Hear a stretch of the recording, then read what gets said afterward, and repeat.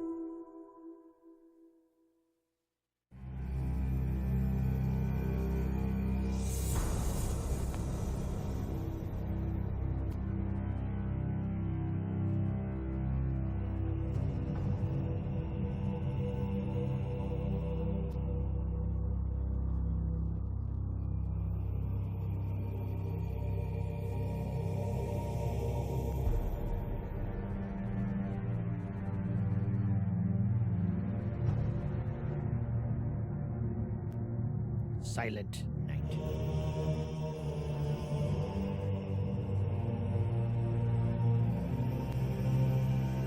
Anakin strode forward. Anakin, did anyone ever tell you the legend of Darth Plagueis the Wise? One day he was hiding behind a bunch of, rocks by the ocean, and he was observing some acolytes. Projecting a confidence and casual air into his steps which could scarcely be more at odds with how he actually felt. To the left, right, above, and even below, again and again he could feel the dragging, clawing sensation of naked attention being paid to him and the men around him, tugging subtly against the skein of his tightly wound telepathic senses. He knew he should have taken comfort from the fact that each and every time, if he focused, he could sense the attention either slide away without suspicion or linger with suspicion of the wrong kind. The Jedi Knight, his faithful droid, and the elite soldiers of Clone Force 99 continued their advance, attempting to act as nonchalant as possible as the group followed after the entranced servitor. Anakin had contrived to use a Jedi mind trick against the man-machine, and had found it so utterly susceptible to his suggestions that, after confirming the length of its new, false loyalty, the Jedi had ordered it to take them to where they needed to go, the ship's central computer systems. And indeed, it had moved without hesitation as if to comply. However, it had also chosen to take the most expedient route to their destination. And, as it turned out, the quickest way to their target was through the bustling, cramped streets of the ship's bowels. Oh boy. What could go wrong except for many people noticing, hey, you guys look a little different. Unable to make it understand circumvention, and equally unable to follow its movements through the crowds while hiding, Hunter had hesitantly proposed a risky solution. "Well, sir, we could just follow it. We get rid of any open Republic markings on our armor, take our helmets off, and act natural, and we might not draw any undue attention," the commando had said. Anakin had scoffed at this. "Right. As much as I'd like to take the direct route here, Hunter, I don't think that we'll get away with just openly walking down the street as a Jedi, 4 clones, and an astromech droid. Trust me, the robes and armor, they tend to draw attention," he had said. "With all due respect, sir, that might not be the case here. I've been paying close attention to the locals, and frankly, we may not look as odd in that crowd as you might think. Our armors are not..." Hey! Be nice to the Imperials. Everyone's different, unique in their own way. "Standard, and we've had so many modifications done on our gear that it's far from uniform, or white. On top of that, while we are technically clones, we're also oddballs, mutants, and freaks. Normally works against us back on Camino, but here, I doubt anyone could guess at a glance that we're even related, much less clones," the clone commando had said, walking over to a nearby wall as he spoke and drawing his high-powered vibro knife. He began to carve into the stone used for the wall here, carefully gouging out one of the gilded, two-headed eagles that they had seen him Sacrilege! How dare you! blazoned on nearly everything. "And as for you, sir, it's more or less the same. If we scuff up your robes a bit and pin some of this Imperial junk onto where people can..." The two-headed eagle, the Aquila, is not junk, sir. Never once have I said anything offensive about the Jedi or the Republic. Shame on you. "Can see it." He had paused then and grunted as he pulled the eagle free, turned around, and held the rough stone and gold icon out towards Anakin. The Jedi had taken it and grimaced. He rather liked the style and quality of his robes, but the more he had thought about it, the more it had made sense. A hesitant beeping had brought his attention down to R2. "What about him?" Anakin asked, gesturing towards the sentient machine. "The Imperials aren't exactly fans of droids," Anakin had reminded him. "No, they aren't," Tech had said as he stepped in beside Hunter. "But they do not mind certain kinds of drones, and of course the droidmen like this one. So all we need to do is make him look close enough to one of those," he had suggested. "And how do we do that?" Anakin had asked. Tech had shrugged then and looked around. "It honestly shouldn't be too hard," he had said, eyes fanning the area for a few moments. He had asked permission then for a few minutes to search the immediate area, and had soon returned with a few broken skulls he'd retrieved from the refuse containers nearby. 2 were not real skulls, but rather extremely convincing plaster replications, ornaments of some kind which had been broken and discarded. It had taken Tech only a matter of moments to weld these and a few other choice pieces of discarded junk to R2's cylindrical frame. The Jedi had been hardly convinced by the display, but after a few moments more, conceded to at least testing the idea. Not long after, all of them, droid included, had found themselves cutting almost down the exact center of the broadest of the ship's internal avenues, slowly striding behind the clinking, clanking form of their mindless guide. Anakin had forced himself several times to breathe calm back into his senses as he walked, but found it increasingly difficult. You better hope a psyker isn't down there. The droidman's ungainly gait was just fast enough to be ahead of a walk, but barely slower than a jog, and all the Jedi Knight wanted at this moment was to be away and out of sight as soon as the Force would permit. Luckily, Hunter had been right, with none of them drawing the kinds of stares or suspicions that screamed, "Oh look! There's the enemy and one of their generals, walking casually through our ship! Quick! Somebody psychopath them to death before they can escape!" The members Excuse me, but the Imperials don't sound like that. How dare you? of the Bad Batch in particular seemed to blend right in, their black, specialized armor evidently different enough from the armaments of the other clones to break any implicit association.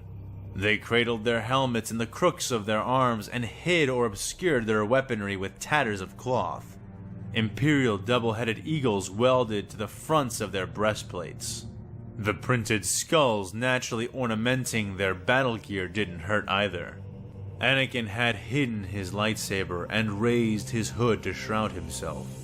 Though it had required some more rummaging, R2 had managed to scrounge up a few skull icons, using his specialized tools to integrate them into Anakin's robes, giving the Jedi's clothes some scuffing and burns for good measure. He was hardly pleased by the necessity, but was grateful it seemed to be working. Though some of the shambling inhabitants paused to stare, none seemed too alarmed nor too distressed by their passing, and Anakin could sense no overt suspicion, though he did feel drafts of awe and wonder from a few. Clearly they were mistaking him and his retinue for some other authority, and whatever that authority was, Imperials did not question it. As far as Anakin was concerned, that suited him just fine, as long as it stayed that way, though, in his experience, anyone or any group high profile enough to cause crowds to split without staring over long was likely one which could expect to receive the opposite kind of treatment from anyone near their rank. As if to confirm his dread, a small group stepped out into their path, eyes watching him, clearly intent on intercepting him and the clones. Boss, what do we do?" asked Wrecker from the side of his mouth. First of all, again, made by fellow fan Kubrick Kurt Acko. I think I said your name correct, maybe, but says many thanks, friend. First of all, there's so many talented artists out there. Well done with the dedication. "Shh, let me do the talking," said Anakin, walking ahead of the others slightly and waving his hand behind the servitor. "Stop when you reach the woman in the armor," the Jedi whispered to it. The servitor gave no sign that it had heard him, but it did as it was instructed, halting before the three who stood in their path. All three were women, two with their faces hidden behind brass masks, shaped like the picturesque face of a maiden weeping blood, while the one in the center wore a half-dome helmet which covered most of her face, leaving only her mouth exposed, eyes hidden behind a glowing red visor. "Yes, is there a reason you're in our way?" Anakin asked, using his most imperious and authoritative voice. Arbiters. Gotta love them. The woman merely stared at him for a time, and then at the others. All three of the women held shotguns, large and square in their armored fists. Though the weapons were not aimed and leveled, he had no doubt they could be in mere moments or less. A cold sweat began to gather under his robes, but he kept himself stock still, watching the women from under the shadow of his cowl. "You are not the Inquisitor," the woman said. Anakin felt a shock of panic run through him, but he smothered it as he smoothly responded without missing a beat. "No, I'm not. I don't recall claiming to be. Were you expecting him?" he asked. She paused a moment and nodded. "He is overdue for the interrogation. Who are you, if not he? Where are you going?" Already, Anakin could sense the clones tensing behind him, hands preparing to heft weapons, aggression rising. He could sense the same coming from the three in front of him as well, yet they did not raise their weapons or outright demand his identity. The clones were holding back to keep their cover. Why were these three holding back? They were still afraid of who he might be, he realized. They had no desire to inflict injury onto themselves by mouthing off to the wrong person, and so they held themselves in check, for now. But as surely as Anakin could sense this, he could also sense that he was one wrong answer away from becoming much more intimately acquainted with the business ends of their shotguns. "I'm his interrogator, of course," said Anakin, giving a slight flourish. The woman seemed surprised at first, but before she could further question it, he added, "The Inquisitor is otherwise indisposed. He said I should be enough to handle it. Do you doubt his judgment?" Anakin asked. He had no idea what an Inquisitor was, or where specifically they fell into the command. Don't worry. Palpatine will have a whole... Palpatine and Vader will have a great inquisitorial program. I wonder where they got it from. I wonder... Oh, I wonder. I like where the story's going. It's like a secret spot. Wait, who are they supposed to interrogate? Command structure, but from her reaction, he surmised it was a considerably powerful position. No, not at all. Come then, we have no time to waste. The Silent Enforcer won't be denied her justice for another day. So if you and your master want to squeeze answers out of the seditionist scum, then you are going to have to do it soon, said the woman, stepping back and turning around to lead him away. Anakin scowled. She was not exactly walking in the same direction as the servitor had been leading them. He looked back and saw the clones all staring, waiting to take his lead. Keep going to the central computers, he whispered to the servitor, waving his hand to send it on its way. Go on without me, gentlemen. I'll meet with you later. No need to wait up, he said more loudly, turning to follow the three women. The clones stared after him for a moment. Scrog, what do we do now? Asked Crosshair, spitting to the side as he turned to watch the trundling servitor as it made its way away from them. We follow orders, said Hunter, waving for them to Follows the orders. Start moving, following after the droidman. Do you think the general will be all right? Tech asked as they moved to obey. I hope so, said Hunter with a shake of his head. Well, he needed us pretty bad last time, Wrecker said, speaking just a little too loudly, and earning an elbow to the gut from Crosshair. The big man laughed and rubbed his ribs, but no one else had anything to add to his statement except for R2. The droid released a low, worried whistle, stopping and turning in Anakin's direction, watching the Tatooine slave turned Jedi Knight disappearing into the filthy crowds of the ship.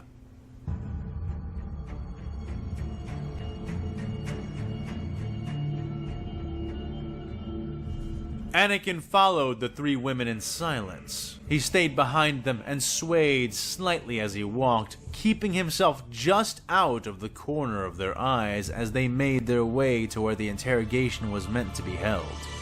More than anything, he was afraid that his disguise would not hold up under prolonged scrutiny, and so worked to keep himself from being... Yeah, what happens when the original Inquisitor comes along and says, hey, hi, weren't you, I don't recall asking for help. Being casually observed. They had been walking for a long while when they reached a set of vaulted doors, which led into an absolutely massive turbolift. A droid man was fused into the wall near the controls, and after hearing an elaborate passcode, the mindless man began to tap and type away, shutting the huge doors and starting the lift as it descended down. Anakin looked to the left and to the right. The space was large enough to carry 10 LAT gunships end to end across, and 7 from front to back, but the 4 of them were the only ones present within. Is it much farther? Asked Anakin. No, 5 minutes out after we reach the block. He is already being held in the interrogation room, though we still need the Enforcer to open the door. The head of the three said. And is she there already? He probed further. No, but she will meet us there. She had actually left to find the Inquisitor. She'd still be searching for him if we hadn't found you, she said. The lift came to a shuddering halt, and the doors opened. A profound sense of suffering and suffocating darkness flooded in with them, like a tide of foul air being released all at once. Anakin almost staggered, and even the 3 women before him seemed to stiffen, as if sensing some inkling of what had assailed him. He gathered his wits as quickly as he could manage, and followed the 3 as they led him out. The whole ship had been a dreary combination of Gothic stone and steel. The lighting on the ship flickered, was dim, or was not present at all, and when the light was consistent, it was shaded yellow or red, casting sickly or violent luminescence across the already grim architecture of the vessel. But here, things were different.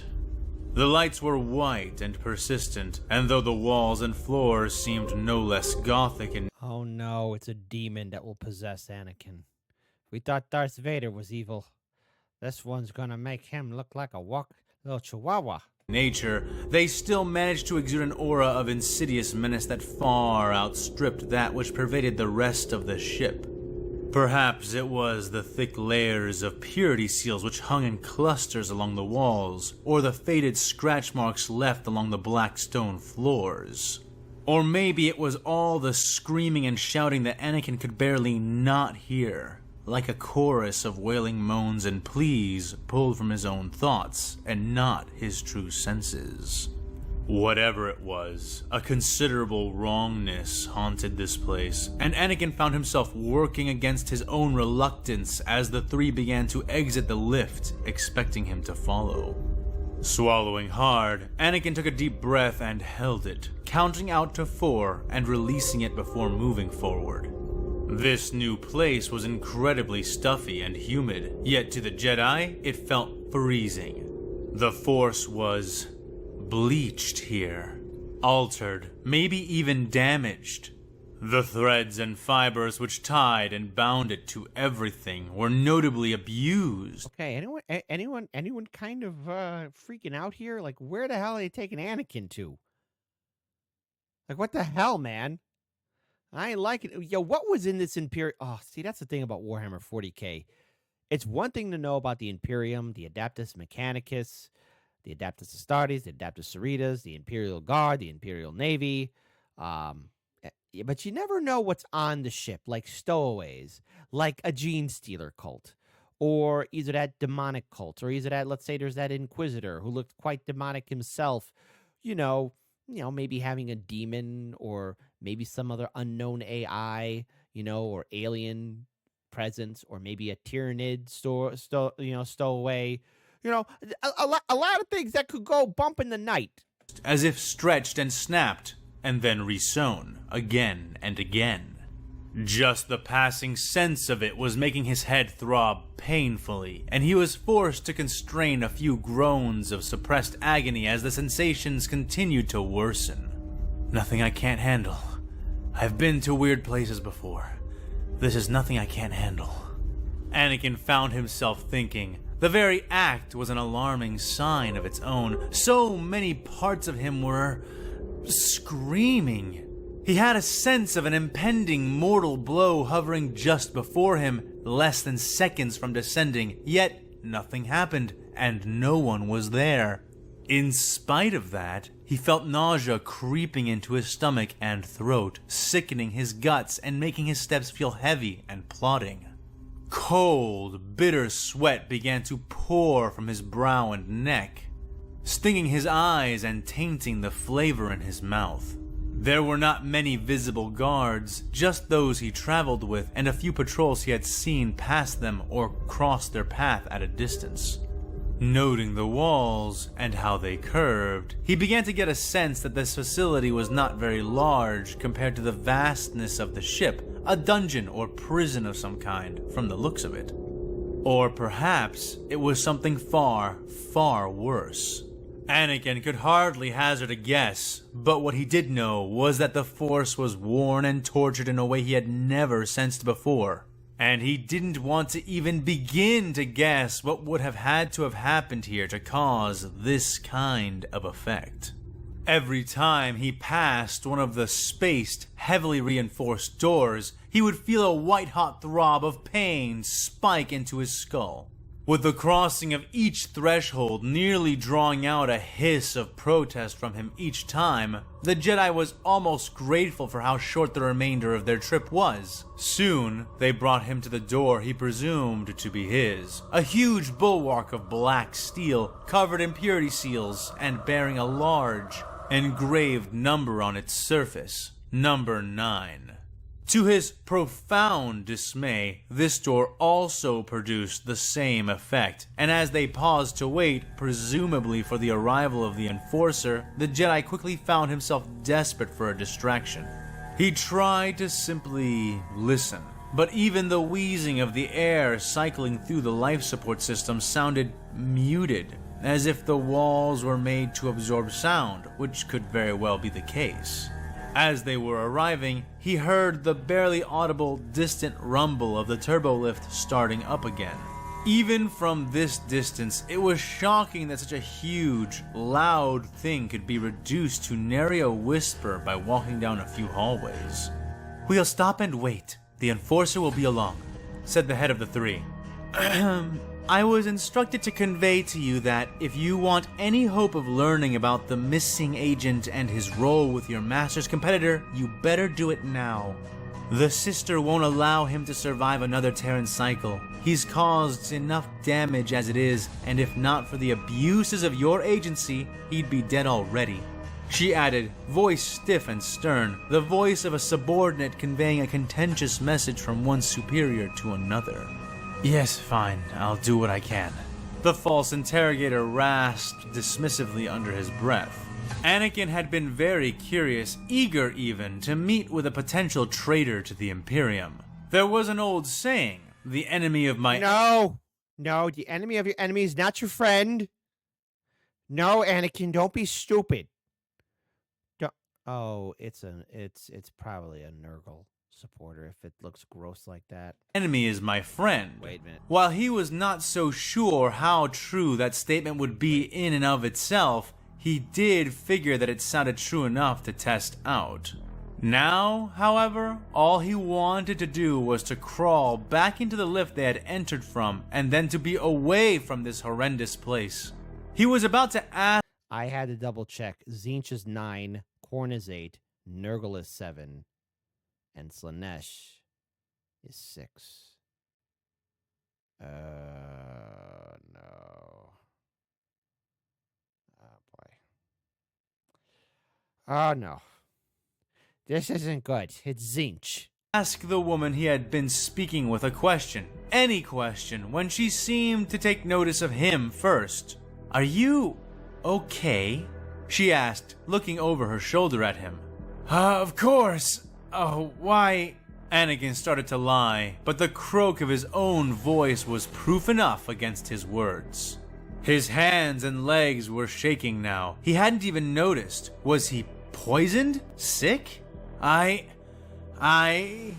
He stuttered as the other two turned to face him more fully. "Dear Throne, you aren't a psyker, are you?" the woman suddenly asked. Oh, no! Her voice becoming a shrill. Anakin's telepathic abilities were stricken by his state, and therefore sluggish, too sluggish to warn him of the woman's sudden suspicion and following epiphany.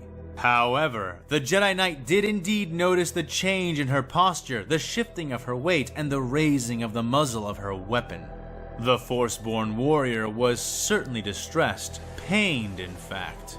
But he was far from helpless, and even as the other two women began to move in sync with their leader, they could not quite overcome the simple fact that Anakin Skywalker himself was standing within Saber's reach of all of them. No. His blue blade activated, tearing out of the hidden pocket of his robes and flashing through the air and into his hand.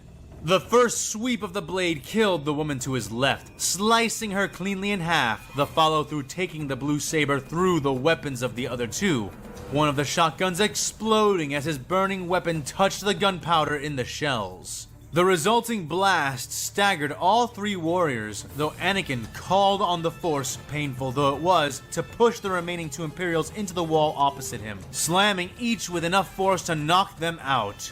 He slumped, leaning against the wall beside the door and wiping sweat out of his face. Already, he could hear the heavy, if smothered, footfalls of the nearby patrols rushing to investigate the sounds their struggles had caused. He'd have to fight his way out. His cover was blown, but he wasn't going to leave empty-handed. Looking at the door he had been brought to, he raised his saber and... Don't do it, don't do it, don't do it, don't do it! I had to look on my phone what the chaos numbers are. 9 is the last number you want, Anakin. And froze. The light that had been with him ever since he was born, the light of the Force itself, flickered and then failed. The Jedi Knight gasped loudly, dropping his saber from his hands, letting it deactivate and fall to the floor, letting it roll away. His fingers scrabbled and clutched at his chest. He couldn't breathe. He couldn't see. He needs to put his mask on. He took a deep breath again and held it, counting down 4, 3, 2, 1. He released it. He could see. He could breathe. Because he put his mask on. But the Force was gone. He had no idea what was happening to him, but it had to be a result of this place, this prison. Reluctantly, he realized that he'd have no chance of escaping if he tried to take someone else along with him, and turned away from the door, looking for where his lightsaber had rolled, and froze for a second time. Standing there in the hallway was a thing. Anakin's eyes couldn't place it at first. Oh. It's a Sister of Silence. You done goofed, Annie. Couldn't quite comprehend it, despite its more or less mundane shape and baseline appearance. It was wearing powered armor, or at least something similar, and was holding a long two-handed sword. It was tall, but not as tall as a space marine. It was a woman. A Sister of Silence. Oh boy. Hey, Annie, listen, I'm not a fan of the Jedi, not a fan of the Republic, but you need to run, boy, run. But not like the women he had seen before. It looked human, but it wasn't. It couldn't be. She was unhelmed, bald save for a single topknot of long white hair, braided into a thick rope which reached down to the back of her shins. Her face was smooth, almost as pale as her hair, and adorned with blue eyes that never seemed to blink and pierced the soul. Even through the thick plates of her fitted armor, one could see that she was molded into the lithe form of a dancer, despite how casually she handled the brutal blade in her hands. She was, without a doubt, the single most hideous thing that Anakin Skywalker had ever seen in the entirety of his life. It, or whatever this person, this enforcer was not human, nor anything even remotely close. The death in her eyes was the death of everything, the death of the Force itself, and as she came closer, step by step, the world bleached more and more. Yes. Anakin pulled his eyes from her with great effort, starting to search for his lightsaber once again. In near immediate response, the Force-eating creature swept its sword up, striking the bar of fluorescent light above them and shattering it. Light flashed blindingly bright for the briefest of instants, and then the Jedi found his segment of the hall bathed in blackness. Frigid fear worked its way through Anakin as he tried to look around, but found his flesh and blood eyes a poor substitute for his Force intuitions. He tried to reach out to... Oh, Annie, little orphan Annie, your soul's gonna be made into an orphan.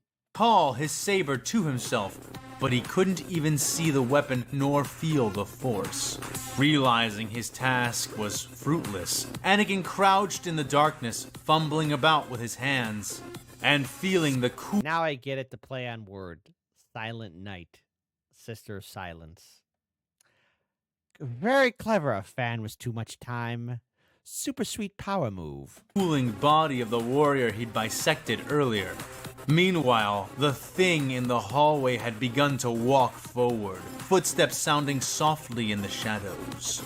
The Jedi could hear, could feel his heart beating in his ears, fingers probing about desperately until he found the stock and handle of the woman's shotgun. He could still hear it getting closer, yet somehow the thing in the hallway was simultaneously becoming harder to hear, something Anakin chalked up to his panic. He gave the gun a few hard tugs, wrenching it out of the warrior's dead grip with a frustrated yell and nearly falling back with the effort. Weapon in hand, and oh, Anakin, you are out of your element, honey child. Anakin rose, his shoulder against the wall, shotgun out and leveled as he slid up to a standing position. He could not hear her any longer, the only sound the Jedi could make out being those of his own shuddering breaths, and the rapid pounding of his own beating heart. He was sweating still, but now he felt so cold, so severed from the Force, that his bones were aching. Saliva gathered in his mouth rapidly, his body, his very cells, seeming to forget how to function without the constant company of the Force. Despite this, he kept control of his breathing, and kept his mind and thoughts under control enough to know what he was doing. Anakin waited. He listened. And after a few brief moments of silence, he took a step back. He stepped right into the silent monster, and had half suspected that he would. Spraying bitter sweat with emotion, he rolled forward, avoiding the wide flat of the thing's blade. You're out of your element, Anakin. Run. But his hood and robe did not. Caught on the superhuman strength of servo actuators, the Jedi was thrown aside, thick robe torn away by the action, and left tangled on the large sword of this new, monstrous Imperial. To his credit, the Jedi kept his feet, staggering for only a moment before he lifted and fired the shotgun. The blast was inaccurate, and the kickback nearly took the gun right out of Anakin's hand. Come on, boy. Grip that gun. Grip it hard. Leaving him briefly fumbling with the weapon. Meanwhile, the blast and following glints of shrapnel striking armor lit the space for just long enough for the enemy's approaching form to be visible.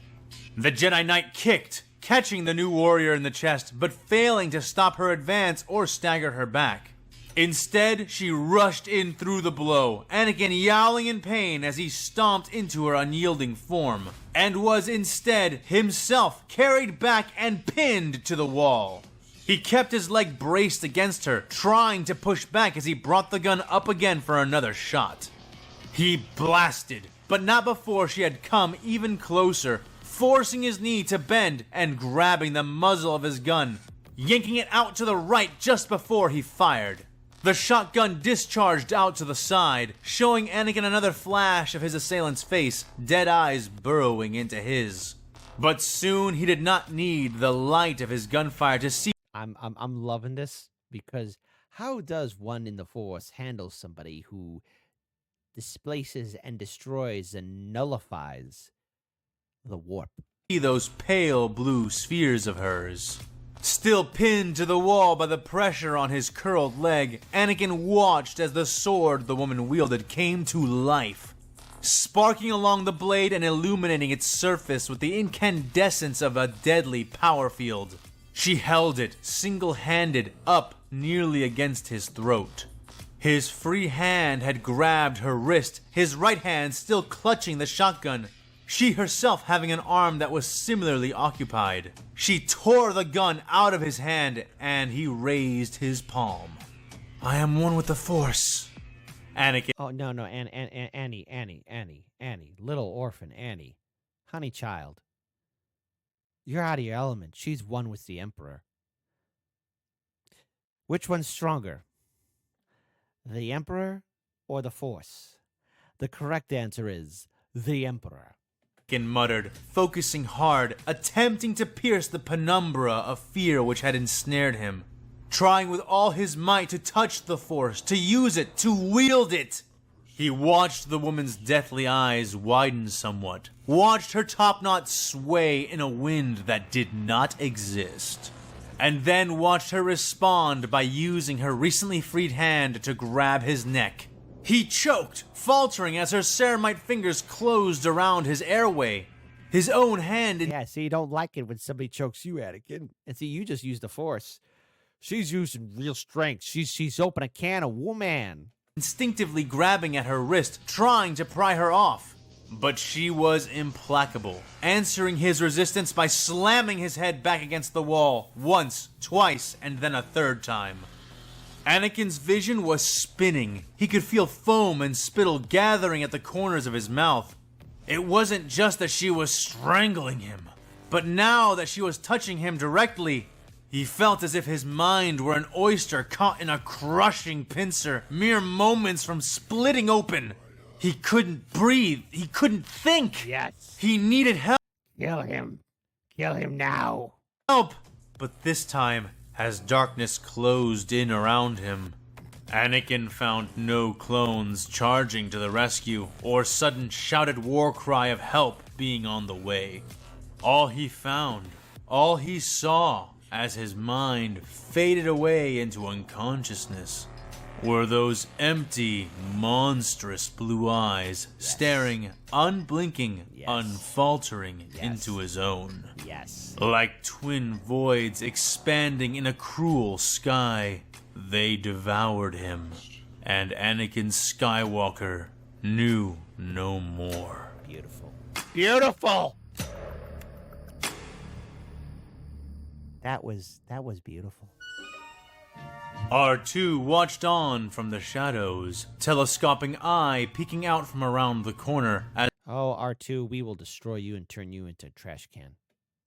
Before anyone says, but R2's a good robot. No. R2D2's got some attitude. As they dragged his friend's limp, unconscious body into the room, the door shutting behind the Imperial guards a moment later. Outside the now closing door, the silent woman who had beaten Anakin signed something with her hands to another pair of guards. It had been somewhat difficult to track his Jedi companion down to this place, and he had been forced to rely more than once on the Imperials merely overlooking him, something he hated to do. After all, R2 hated to be overlooked, but even he had to admit that it was oftentimes a pretty useful skill. Oh, R2, get over yourself, man. Here more than anywhere else. He had actually ridden down on the same lift as this strange, silent woman, having arrived before her and waited in the corner of the massive cavity. The droid had taken particular care to avoid anyone dressed in red, but even then, it had been far from certain no one else would question his presence, unobtrusive as it was. Yet it truly did seem that, for most he passed, anything as complex as he was beyond their realm of authorized thought, and they mostly attempted to ignore him as he went by. They had even gone so far as to bow and move out of his way once or twice, murmuring prayers to a machine god in their odd, guttural language. 1000000011111101. This seemed to apply to even the formidable silent woman, as she had not questioned his admittedly distant presence even once. Now he waited, he watched. While R2 had the translation matrix for their spoken language, he had never seen their sign language before, and R2, competent though he was, never claimed to be anything like a protocol droid. As beneficial as he took that to be most days, it did also mean that he had no way of synthesizing a translation for himself. And as much as he wished he could understand the three, he also knew he needed to act fast. Anakin was in danger, now bound and locked inside of room number 9. The droid tried to use his internal communicator to contact the Bad Batch, Tech in particular. R2 had little doubt that the brainy clone could begin deciphering the hand signs, and, in either event, he was also the only one liable to understand R2's message quickly. Yet, when the droid tried to contact them, he got nothing back but static. His processors initiated Oh, I love that. I think that's a song for the Battle of Hoth. cooling cycles as he considered what might have happened to the clone commandos, but dismissed the logic, thinking instead that it was more likely that this place, this small, strange prison, was somehow jamming his communication attempts. That left him with two options. He could leave and try to track down the Bad Batch by one means or another and bring them to Anakin's rescue, or he could save them all a lot of time and effort and simply do it himself. Locating Anakin's lost lightsaber nearby, R2 resolved to handle the situation personally. Reaching out a clamp and, silently as he could, retrieving the weapon and storing it within his chassis. As if in reaction, the three women turned and began moving in his direction, coming at a jog. R2 straightened himself back around the corner, photoreceptors spinning as he panicked for a brief moment. Where to go? Where to hide? He heard footsteps just beyond the bend and straightened, going rigid and shutting off his light indicators. Milliseconds later, the silent woman turned the bend, rushing past him and towards the lift. The other two came shortly after, though one of them paused, slowing and coming to a stop in front of R2. The woman, who had some blood smudged against her lips, centered her visored eyes on the droid. R2 had to shut down his synthetic response units to prevent himself from trembling, feeling her scrutiny intensify as she stepped closer and then kicked the hatch to his chassis lightly with her foot. Theodora, what are you doing? We have to go find the Inquisitor, now!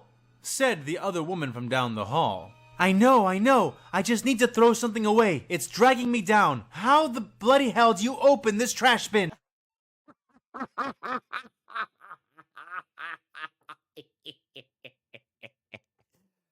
Take that, R2.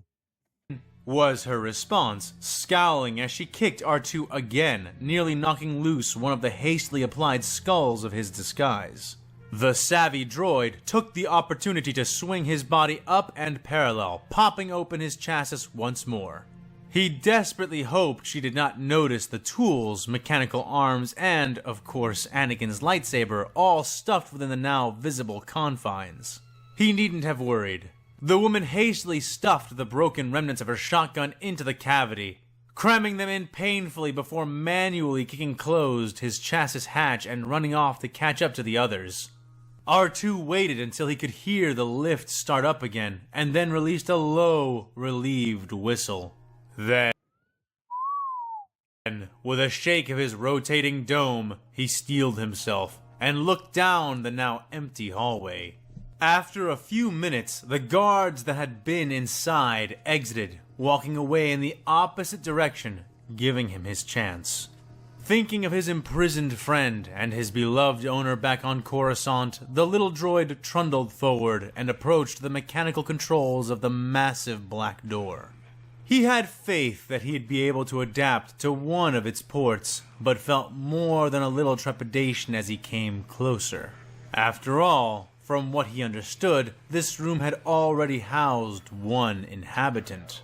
And as R2 reached up and began to manipulate the door's controls, he truly could not help but wonder, what kind of creature was considered a criminal by 1,000 Worlds. Oh no, it's a psyker from the 1,000 Worlds. Not from 1,000, yeah, from 1,000 Suns. Ah. It's one of Magnus's people. an empire that would make the cruelest hut green with envy? The thought was troubling, but he held on to it.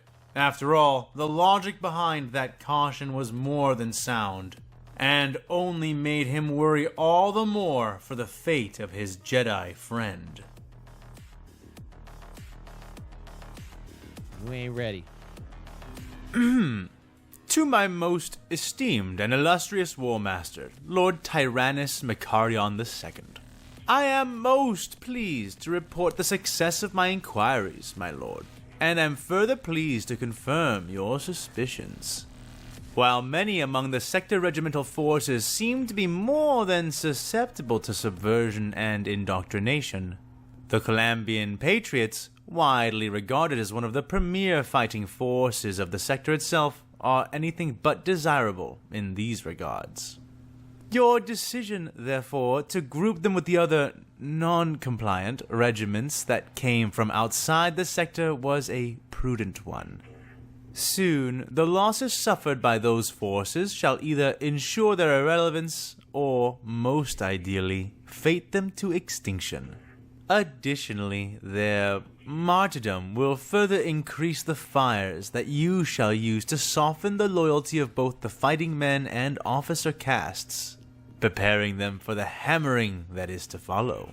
Still, I do appreciate that only 70% of the Calambian fighting forces within our own command could be transported down to New Cadia, and that the rest will have to be dealt with in their own time. and without undue attention or actions that might draw suspicion. To help appraise you on future actions, my lord, I have taken the liberty of compiling several excerpts from the record known as the Triumph of Pride, which details the induction of Columbia into the Imperium during the Great Crusade. Okay. While it is to be expected that a great many things have changed within their culture in the intervening millennia, I have found this record vital in understanding the Columbians, both in how to utilize them and in how to unmake them. It also goes a long way to explaining precisely why the Columbians are unlikely to break away and join our cause fully. Please view it and judge its merits at your leisure. With abundant regards, Pius Gorthank, Adjunct to the Warmaster. There's treason within the Imperium. I knew it. There were stowaways. There's chaos. Chaos is afoot. And we are doomed. Doomed. I think things are about to go ham. But first of all, that was awesome with the Sister of Silence and how she was getting owned. Or not, how she was owning, she was getting owned. How she was owning Anakin. That was great. I was wondering if there was going to be a Sister of Silence there that was going to give Anakin a 1-2 gut check. And I have to say, I am pleasantly satisfied and surprised at just how well it was. Shout out was a fan was too much time. This was a work of art. Keep doing what you're doing. A fan was too much time. Don't you stop what you're doing. Don't you ever stop what you're doing. But this was 100% pure gold. 10 out of 10, epic video. Keep doing the great work. Folks, I think there's a new faction in the game. And I think in a galaxy far, far away, chaos will abloom. And if Zinch is truly here, oh, Palpatine will know of unlimited power.